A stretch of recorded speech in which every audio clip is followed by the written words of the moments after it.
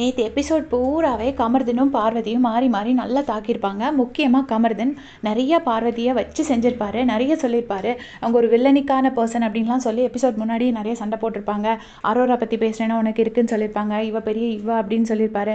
உங்ககிட்ட romantic tax மட்டும்தான் வைப்போமா அப்படின்னு சொல்லிட்டு நிறைய பார்வதி கூட சண்டை போட்டிருப்பாரு. எபிசோட்லேயும் நிறைய சொல்லியிருப்பாரு.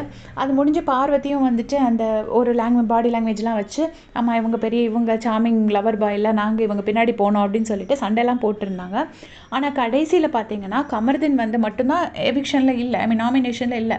ஸோ கமர்தன் கிட்ட யாரை நீங்கள் வந்து சேவ் பண்ணணும்னு ஆசைப்படுறீங்க அப்படின்னு சொல்லி கேட்கும்போது கமர்தன் வந்து பார்வதி அப்படின்னு சொல்லியிருப்பாரு. உடனே 2 பேரும் ஒன்று சேர்ந்துருப்பாங்க. அப்புறமா அமித் வந்து எவிக்ட் ஆகி வெளியே போயிருப்பார். அமித் எவிக்ட் ஆகி வெளியே போனதுக்கப்புறம் பார்த்தீங்கன்னா பாருவுக்கும் கமர்தனுக்கும் ஒரு சண்டை நடக்கும். அப்போ கமர்தன் வந்து ஒரு விஷயம் சொல்லுவார். நம்ம 2 பேர் நான் வந்து நீயும் சரி ஒரு பொண்ணு உனக்கு நான் என்ன தப்பு பண்ணணும் அதுக்கு நான் அக்கௌண்டபிலிட்டி எடுத்துக்கிறேன்.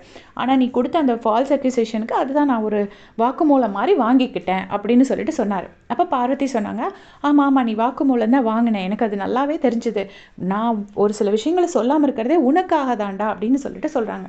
அதோட ஹிடன் மீனிங் என்ன அப்படின்னா, நீ தப்பு பண்ணியிருக்க, அந்த தப்பை வந்து நான் வெளியே சொன்னேன்னா உன் பேர் கெட்டு போயிடும்னு உனக்காக நான் வந்து சாக்ரிஃபைஸ் பண்ணி அந்த தப்பான விஷயங்களை சொல்லாமல் இருக்கேன் அப்படிங்கிற மாதிரி பாரு சொல்லியிருப்பாங்க.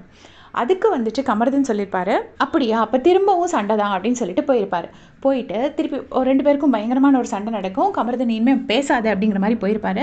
பாரு போயிட்டு கையை இப்படி எட்டி பிடிச்சிருப்பாங்க. கமர்தன் இப்படி அடிக்கிற மாதிரி இந்த ஃபிஸ்ட்டை அடிக்கிறதுக்கு இல்லை, அப்படி இந்த கோவத்தை கண்ட்ரோல் பண்ணுற மாதிரி இப்படி ஃபிஸ்ட்டை மடக்கி வச்சிருப்பாரு. வச்சப்போ பாரு வந்து டே அப்படி பண்ணாதடா அப்படின்னு சொல்லிட்டு பின்னாடி போயிருப்பாங்க. அப்போ கமர்தன் சொல்லியிருப்பாரு, இந்த மாதிரி உங்கள் அப்பா எதுக்கு இறந்தாங்க உனக்கு ஞாபகம் இருக்கா அப்படின்னு சொல்லிட்டு கேட்குறாரு. எதுக்கு இறந்தாங்கன்னு எனக்கு தெரியல, மேபி அவர் கொஞ்சம் டிப்ரெஷனில் இருந்து சூசைட் பண்ணிக்கிட்டாங்கலாம் நிறைய பேர் சொல்கிறாங்க. அது உண்மையா இல்லையா எனக்கு தெரியாது. அந்த எதுக்கு இறந்தாங்க உனக்கு நீயே சொல்லியிருக்கேல்ல அப்படிங்கிற மாதிரி பேசுகிறாரு. அப்போ பாரு அதெல்லாம் எதுக்குடா இப்போ இழுக்கிற அப்படின்னு சொல்லிட்டு பாரு கேட்குறாங்க.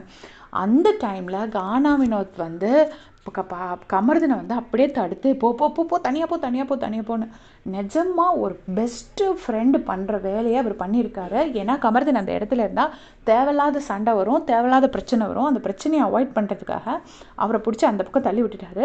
சாண்ட்ராவும் வந்து அந்த இடத்துல பாரு கிட்ட அமைதியாக விடு அப்படின்னு சொன்னோடனே பாரு சொல்கிறாங்க, நான் அவனுக்காக தாண்டா சொல்லாமல் இருக்கேன் இந்த இடத்துல வச்சு அப்படின்னு.